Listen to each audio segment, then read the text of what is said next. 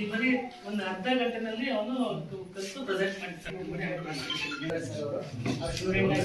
ಅಮೆರಿಕಕ್ಕೆ ಹೋಗಿ ವಾಪಸ್ ಬಂದು ಇದೇ ಒಂದು ಊರಿನ ನಮ್ಮ ಇಲಾಖೆಯ ಆಶಯದಂತೆ ಸಮುದಾಯ ಹಳೆಯ ವಿದ್ಯಾರ್ಥಿಗಳ ಸಂಘ ಇತ್ಯಾದಿ ಮಾಡ್ಕೊಂಡು ಹೇಳಕ್ ಮೊದಲೇನೆ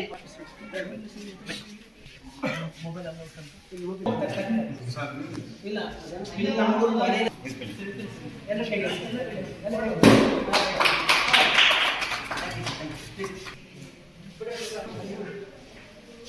Sir, next is digital room the system, sir. ನಾವು ತುರ್ಚುಗೆ ಇನ್ವೆಸ್ಟ್ ಮಾಡಿದ್ರೆ ಒಂದು ಸ್ವಲ್ಪ ಕ್ರೇಜ್ ಸಿಗುತ್ತೆ.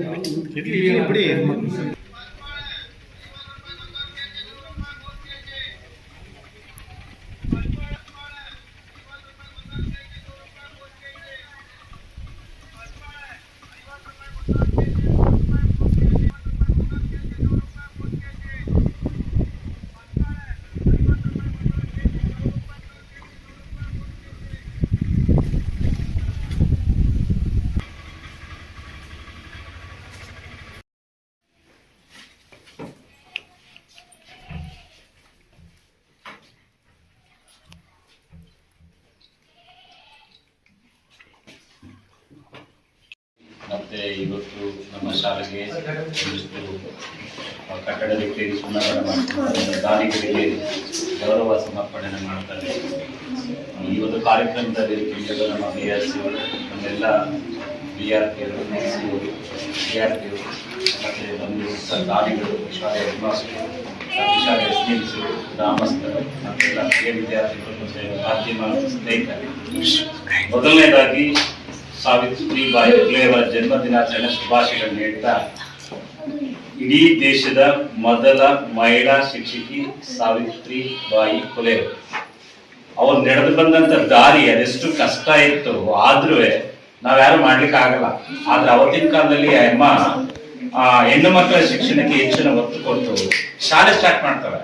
ಶಾಲೆ ಪ್ರಾರಂಭ ಆದ್ರೆ ಏನಾಗ್ತದೆ ಅಂದ್ರೆ ಮೇಲ್ವರ್ಗದ ಜನ ಶಾಲೆ ಪ್ರಾರಂಭ ಆದ್ರೆ ಅವ್ರಿಗೆ ಇಷ್ಟ ಇರಲ್ಲ.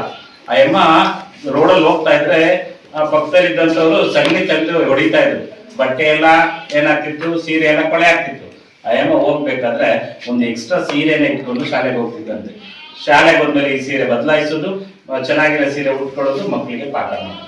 ಸಮಾಜ ಸುಧಾರಣೆ ಮಾಡುವಲ್ಲಿ ಸಾಕಷ್ಟು ಕಷ್ಟಗಳು ಬಂದರೂ ಸಹ ಶಿಕ್ಷಕಿಯಾಗಿ ಸಾವಿತ್ರಿಬಾಯಿ ಫುಲೆ ಅವರು ಕಾರ್ಯನಿರ್ವಹಿಸಿದ್ರು. ಅದರಲ್ಲೂ ವಿಶೇಷವಾಗಿ ಭಾರತದ ಮೊದಲ ಮಹಿಳಾ ಶಿಕ್ಷಕಿ ಎಂಬ ಹೆಗ್ಗುರುತಿನೊಂದಿಗೆ ಇವತ್ತು ನಾವು ಜನ್ಮದಿನಾಚರಣೆ ಆಚರಿಸ್ತಾ ಇದ್ವಿ. ಆ ನಿಟ್ಟಿನಲ್ಲಿ ಅದರಲ್ಲೂ ವಿಶೇಷವಾಗಿ ಹೆಣ್ಣು ಮಕ್ಕಳ ಶಿಕ್ಷಣಕ್ಕೆ ಒತ್ತು ಕೊಟ್ಟದ್ರಿಂದ ಇವತ್ತು ನಾವು ತಾಯಿ ಜನ್ಮದಿನಾಚರಣೆಯನ್ನು ಮಾಡ್ತಾ ಇದ್ವಿ.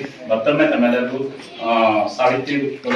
ಸಾವಿತ್ರಿಬಾಯಿ ಫುಲೆ ಅವರ ಜನ್ಮದಿನಾಚರಣೆ ಶುಭಾಶಯಗಳು ಹೇಳ್ತಾ, ಮತ್ತೆ ಒಂದು ಶಾಲೆ ಚೆನ್ನಾಗಿ ನಡೀಬೇಕು ಅಂದ್ರೆ ಮೇನ್ ಇಂಪಾರ್ಟೆಂಟ್ ಪೋಷಕರು, ಶಿಕ್ಷಕರು, ವಿದ್ಯಾರ್ಥಿಗಳು ಮತ್ತೆ ದಾನಿಗಳ ಸಹಾಯದಿಂದ ಇವತ್ತೆಲ್ಲವನ್ನೂ ನಾವು ಮಾಡ್ತೀವಿ ಅಂತ ಹೇಳಲಿಕ್ಕಾಗಲ್ಲ.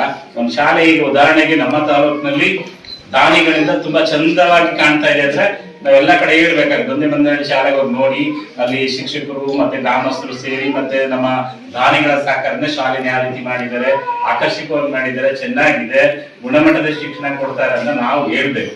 ಹಾಗೆಲ್ಲರೂ ನಮ್ಮನೇನೆ ಕ್ಲೀನ್ ಮಾಡ್ಕೊಂಡ್ರೆ 100% ಏನಾಗುತ್ತೆ. ಪ್ರತಿ ಶಾಲೆಗಳು ಇವತ್ತು ಸರ್ಕಾರಿ ಶಾಲೆಗಳು ಮಕ್ಕಳ ಸಂಖ್ಯೆ ಕಡಿಮೆ ಇದೆ ಅಂತ ಕೂಗಿದೆ.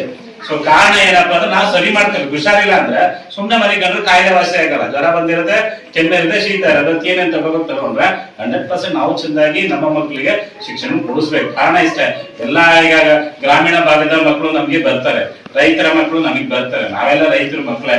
ಬಟ್ ಆದ್ರೆ ನಮ್ಮ ಮಕ್ಕಳು IAS, IPS ಮಾಡ್ಬೇಕು, KS ಮಾಡ್ಬೇಕು, ಮತ್ತೆ ದೊಡ್ಡ ದೊಡ್ಡ ಇಂಜಿನಿಯರ್, ಡಾಕ್ಟರ್ ಆಗ್ಬೇಕು ಅಂದ್ರೆ ನಮ್ಮ ಶ್ರಮನೂ ಇದೆ. ತಾಯಿಯಾಗಿ ತಂದೆಯಾಗಿ ಶ್ರಮ ಹಾಕ್ಬೇಕು, ಶಿಕ್ಷಕರಾಗಿ ನಾವು ಶ್ರಮ ಹಾಕ್ಬೇಕು. ಖಂಡಿತ ಮಕ್ಕಳು ಡಾಕ್ಟರ್ ಆಗ್ಬೇಕು, ಇಂಜಿನಿಯರ್ ಆಗ್ಬೇಕು, 100% ಆಗ್ತಾರೆ.